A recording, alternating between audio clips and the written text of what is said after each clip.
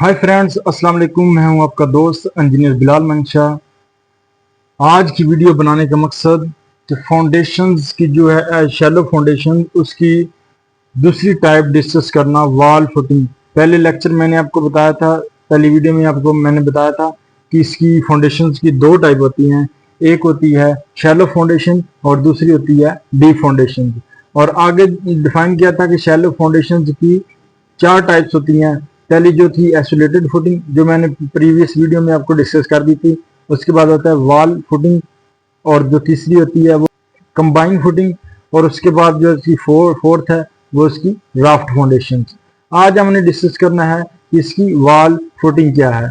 तो गाइज, हमारे जो चैनल है इसको आप लाइक एंड सब्सक्राइब जरूर कीजिएगा, बेल आइकन को लाजमी क्लिक कीजिएगा। इंशाल्लाह जो अब वीडियो नेक्स्ट आएगी वो आपकी तरफ जल्द से जल्द आएगी। तो आए चलते हैं हम अपने टॉपिक की तरफ कि वॉल फुटिंग होती क्या है और इसके इस्तेमाल क्या है, ये कहाँ कहाँ इस्तेमाल होती है, साइज एंड पोजीशन के हिसाब से इसका साइज क्या होता है, ये लोकेशन कहाँ, ये इसकी लोकेशन क्या होनी चाहिए, उसके साइड पर इसकी एग्जीक्यूशन है वो कैसे होती है। ये सारे स्टेप्स जो है मैं आपको इस वीडियो में डिस्कस करके बताऊंगा। सबसे पहले हम इसको चलते हैं इसकी जो है ना डेफिनेशन के बारे में, ये क्या होती है।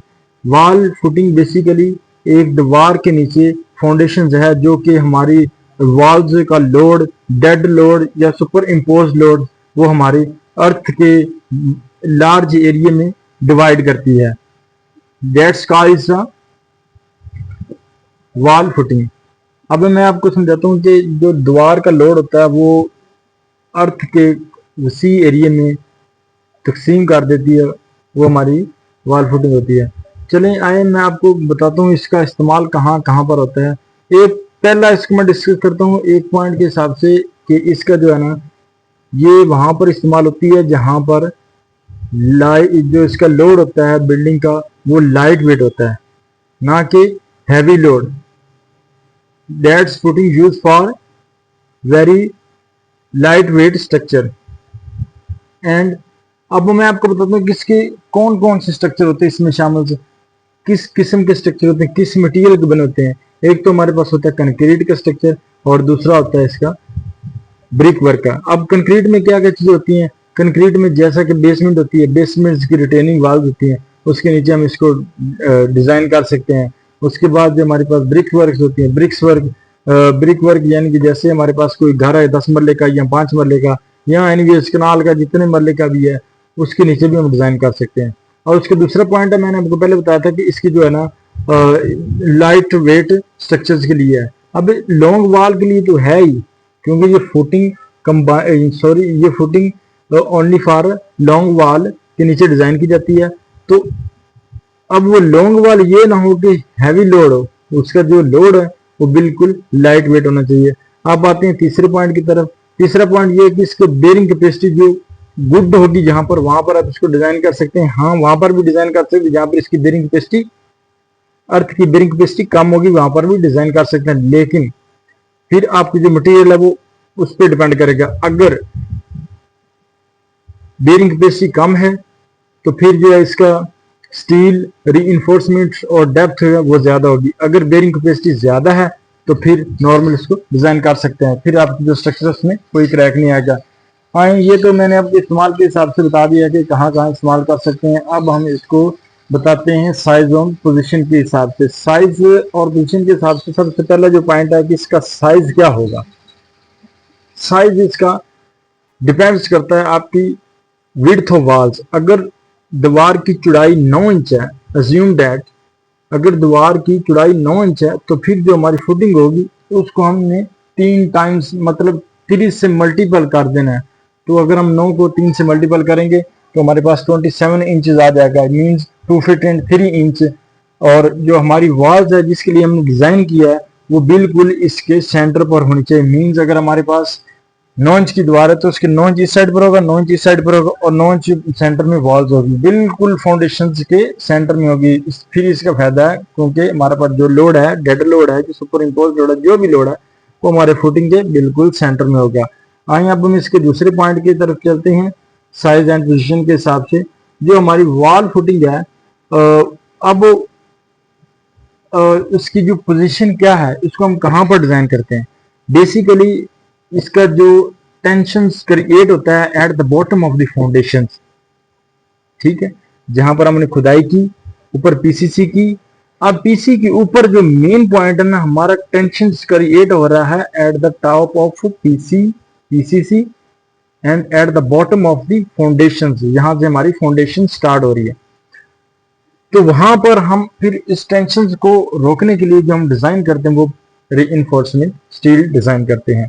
और जो अब हम तीसरे पॉइंट की तरफ आते हैं, कुछ एरियाज इस तरह होते हैं कि जहां पर लेवल अप और डाउन होता है, तो फिर हम उसको कवर करने के लिए ये फुटिंग हम डिजाइन कर सकते हैं। अब ये पोजीशन पर डिपेंड करता है ना कि लेवल की इस साइड एक वॉल का लेवल डाउन है, एक का अप है, कुछ टेपर शेप में आ जाती हैं, तो फिर वहां पर हम वॉल फुटिंग डिजाइन करते हैं। ये हो गया साइज एंड पोजीशन के हिसाब से डिफाइन किया। अब आते हैं हम साइड पर इसको एग्जीक्यूट कैसे करते हैं, इसका क्या मेथड है, किस प्रोसीजर के तहत हम इसको साइड पर इंप्लीमेंट कर सकते हैं।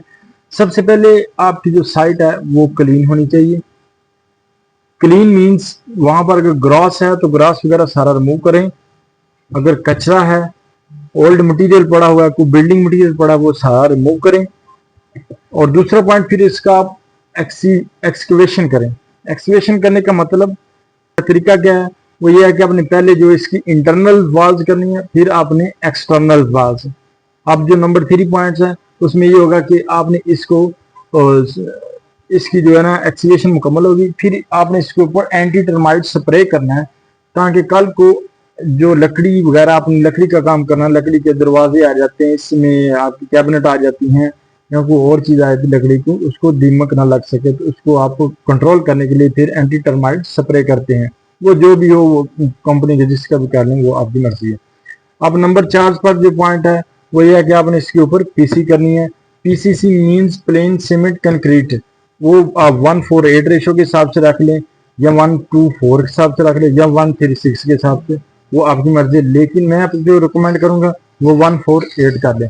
उसके बाद आपने इसको क्या करना है, इसके ऊपर आपने शटरिंग लगानी है, प्लेटफॉर्म लगाना है कि कितनी हमारी फाउंडेशन है, उसके हिसाब से अपने साइडों पर फॉर्म वर्क खड़ा कर देना है। मीन्स अगर आपके पास 9 इंच की दीवार है तो आपने 27 इंच जो है ना इसकी साइडों से शटरिंग लगा देनी है।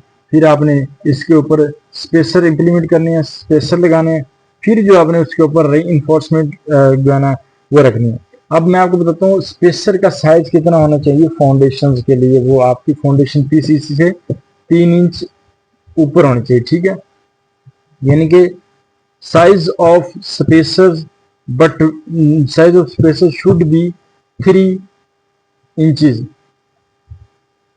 तो फिर आप, क्योंकि नीचे लोड हमारा ऊपर से आ रहा है तो टेंशन क्रिएट हो रही है बॉटम पर, तो उसको रोकने के लिए फिर हम जो है ना स्टील इस्तेमाल करते हैं। स्टील्स को हमने पीसी से 3 इंच उठा के रखना है ताकि इसको जंग वगैरह ना लग सके। जंग लग गया तो फिर हमारा फाउंडेशन आस्ता आस्ता सरिया खराब होना शुरू हो जाएगा। सरिया खराब हुआ, फाउंडेशन हो सकता है फेल हो जाए। आए अब हम इसको, सरिया मुकम्मल हो गया, उसके बाद आपने इसकी कंक्रीट कर देनी है। कंक्रीट करने के बाद अब इसकी जो कंक्रीट की रेशो है वो 1:4 रखनी है। मीन्स एक आपका, वो आप कोई भी पैमाना ले लें, चाहे आप CFT में कर लें, चाहे आप इसको किसी नॉर्मल जो हमारे पास कढ़ाई वगैरह इस्तेमाल करते हैं या रेडी वगैरह इस्तेमाल करते हैं या बोरी की इस्तेमाल कर लें, उसके हिसाब से आपने अगर 1 क्यूबिक फीट आपने सीमेंट डाला है, उसके साथ में 2 आपने रेत डालनी है और 4 आपने क्रश डालनी है, एग्रीगेट्स डालने हैं, तो फिर आपकी 1:4 रेशो बनेगी। और कंक्रीट करने के बाद आपने इसको 24 घंटों के लिए छोड़ देना है। 24 घंटों के बाद आपने फ्रेमवर्क जो भी शटरिंग आपने उतार लेनी है। फिर आपने जो है इसकी क्योरिंग करनी है। क्योरिंग मीन्स आपने इसको अच्छे तरीके से पानी लगाना है। पानी लगाने के बाद आपने इसको जो फिलिंग कर देनी है। फिलिंग इस तरह करनी है कि आपके पास जो मटेरियल होगा वो घसू होगा, उसमें घसू के साथ फिलिंग कर दें। फिर आपकी जो फाउंडेशन वो फुटिंग जो है वो आपकी वॉल्स की मुकम्मल हो जाएगी। इसको पूरी वीडियो बनाने का मकसद आपको समझ आ गया है कि जो हमारी फुटिंग है वो वॉल फुटिंग कैसे डिज़ाइन की जाती है, इसके इस्तेमाल क्या है, इसको साइज क्या होगा, इसको पोजीशन क्या होगी और इसको साइड पर एग्जीक्यूट किया कैसे किया जाएगा। इंशाल्लाह आपको नेक्स्ट वीडियो में इससे बेहतर आपको वीडियो सीखने को मिलेगी। हमारे चैनल को प्लीज़ आपकी बहुत नवाजिश होगी, हमारे चैनल को जो है ना सब्सक्राइब और बेल आइकन को लाजमी क्लिक कीजिएगा ताकि आपके पास नेक्स्ट वीडियो जल्द पहुंच सके। और जो लास्ट दुनियावी, और ये तो भी दुनियावी हिसाब से आपको बात की, लेकिन जो आखिरत के हिसाब से बात करने लगा हूँ, सबसे पहले अपने वालिदैन का ख्याल कीजिएगा। अगर वो जिंदा हैं तो उनका जो है ना एहतराम करें, उनके साथ बैठें, उनके साथ कोई गुफ्तगू करें, वो फिर ऐसे अकेला फील नहीं करते। और फिर रही दूसरी बात, अगर जिनके वालिदैन जिंदा नहीं हैं तो उनके लिए दुआ कीजिएगा। हर अगर क्योंकि वैसे कल को आपने भी मरना है, ये चीज़ आप नोट कर लीजिएगा। ये सारी चीज़ें आपको पता भी हैं, फिर भी इंसान भूल जाता है, पता नहीं क्या होता है, ये अल्लाह जाने और वो इंसान जाने। और नमाज लाजमी कायम कीजिएगा। सबसे पहले जो है आपको नमाज के बारे में सवाल किया जाएगा। नमाज आपको पता है रसूल पाक सल्लल्लाहु अलैहि वसल्लम की आंखों की ठंडक है, जन्नत की कुंजी है। जी थैंक यू, अल्लाह हाफिज़।